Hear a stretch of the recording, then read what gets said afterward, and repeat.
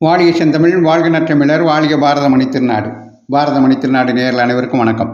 நாம் சோ அன்று சொன்னது என்ற தொடரில் இன்று 64வது பகுதியாக 15/5/88 துக்ளக்கிதழ் கேள்வி பதில் இடம்பெறுகிறது.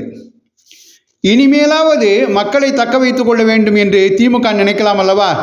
அதனால் கருணாநிதி ஆட்சிக்கு வந்தால் அவரது பழைய ஆட்சி மாதிரி இல்லாமல் தவறுகள் நடக்காதவாறு பார்த்து கொள்ளலாம் அல்லவா?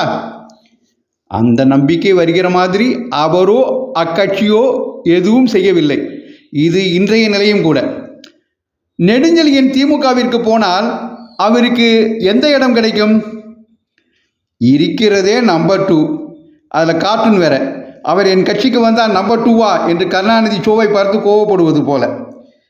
அடுத்த கேள்வி, ஜெயலலிதாவின் செல்வாக்கு குறைந்து கொண்டே போகிறதே, நல்லது நடக்கட்டுமே, அதற்கேன் கவலைப்படுகிறீர்கள் என்று அப்போது ஜெயலலிதா வளர்வதை திரு சோ விரும்பவில்லை என்பதை இந்த கேள்வி பதில் சுட்டிக்காட்டுகிறது.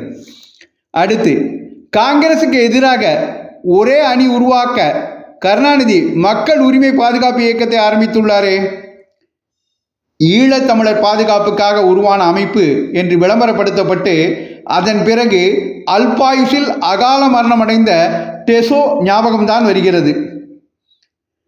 நெடுஞ்செழியன் ஜாதகத்தில் சனி பகவான் பார்க்கிறார் என்று பாவு சண்முகம் கூறியிருப்பதை பற்றி என்ன நினைக்கிறீர்கள்?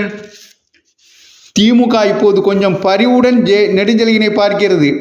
இதையா பாவுஷா சொல்லியிருப்பார்? நான் அப்படி நினைக்கவில்லை என்று திமுக ஒருவரை பார்த்தால் அது சனி பார்வையாகத்தான் இருக்கும் என்று சுட்டிக்காட்டுகிறார். அது இன்றைய நிகழ்வுக்கும் பொருந்தும்.